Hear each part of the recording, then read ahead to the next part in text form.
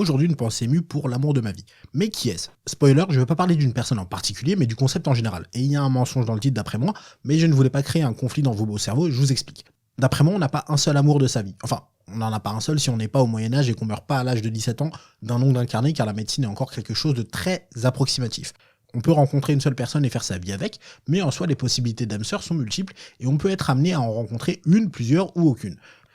Personnellement, j'ai 25 ans, et je pense avoir sincèrement aimé plusieurs personnes qui auraient pu être désignées après 40 ans de vie commune, une hanche en plastique, 2 tromperies avec des mannequins de Victoria's Secret et un mandat à la mairie de Levallois-Perret, comme amour de ma vie dans mon autobiographie sobrement intitulée « Comment réussir sa vie en 4528 étapes très simples, Inch'Allah ça marche, je suis qu'à l'étape 12 ».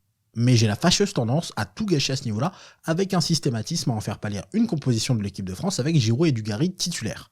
Vous l'aurez remarqué, c'est une chronique très rythmée. Je viens de sortir de 2 heures de Top Chef, donc concrètement 1h50 de plan sur de la bouffe qui a l'air beaucoup trop bonne, avec une musique épique qui te donne envie de t'engager pour les USA contre le Vietnam, tout en sachant que les USA se sont pris une raclée monumentale, mais la musique te chauffe de ouf. Voilà pourquoi c'est rythmé.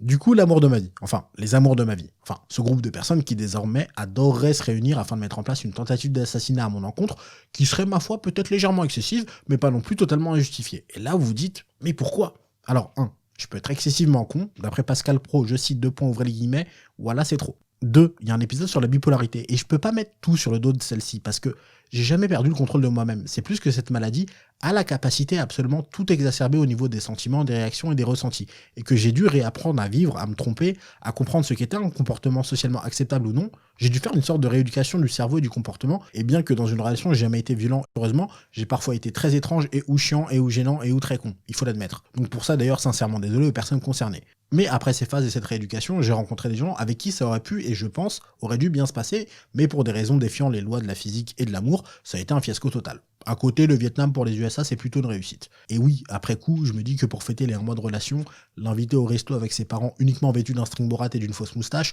c'est peut-être un peu trop tôt, mais on fait tous des erreurs. Plus sérieusement, il y avait très souvent pas vraiment de raison réellement compréhensible. Ça ressemblait beaucoup plus à une phrase de Camoulox ou à un constat commun d'un truc absolument imprévisible qu'à un « c'est pas toi, c'est moi ». Mais les premières fois, je me disais tant pis, puis j'étais dégoûté, et maintenant, quand il y a un début d'amour naissant, j'essaie de deviner quelle est la raison qui va faire que ça va pas le faire. Je vais pas vous mentir, il y a une histoire d'amour naissante, il y a une pandémie en cours, elle est pas jeune, et je sais que veuf, ça va être une étape dans ma vie. Donc je suis pas serein, et elle doit être encore moins sereine que moi en écoutant ça. Je déconne, hein, elle a mis pause quand j'ai dit qu'elle est pas jeune, et elle cherche des tutos pour apprendre à faire du mal aux gens sans que ça laisse de traces sur leur corps. Mais pour en revenir au sujet principal, j'ai un souci par rapport à ça, c'est que de manière extrêmement rapide, je vais savoir si niveau sentiment, ça va décoller ou pas de mon côté. De mon côté, je sais extrêmement rapidement ce qui va en être. Au-delà de tout ce qu'elle va dire, au bout de 30 minutes, je sais. Ça arrive pas très souvent et à ce moment-là, c'est pas encore la folie, mais je sais que si elle me fait un check et qu'elle se rappelle de mon prénom, je peux me mettre à googler traiteur, mariage pas cher, étudiant Las Vegas sans striptease.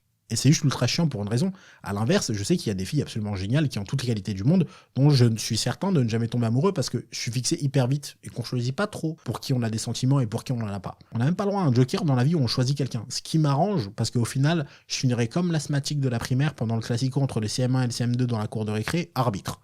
Mais pour en revenir aux amours d'une vie, aux âmes sœurs, tout ça, j'y garde un point de vue assez optimiste parce que personnellement, j'ai en tête que 1, on s'en remet.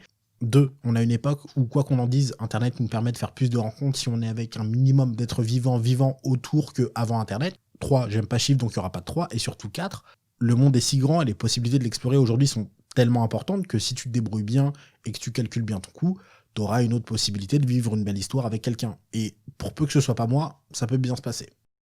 Il y a d'autres pensées émues disponibles et d'autres formats sur cette chaîne YouTube, n'hésitez pas à aller les voir et à vous abonner à la chaîne YouTube si ça vous a plu.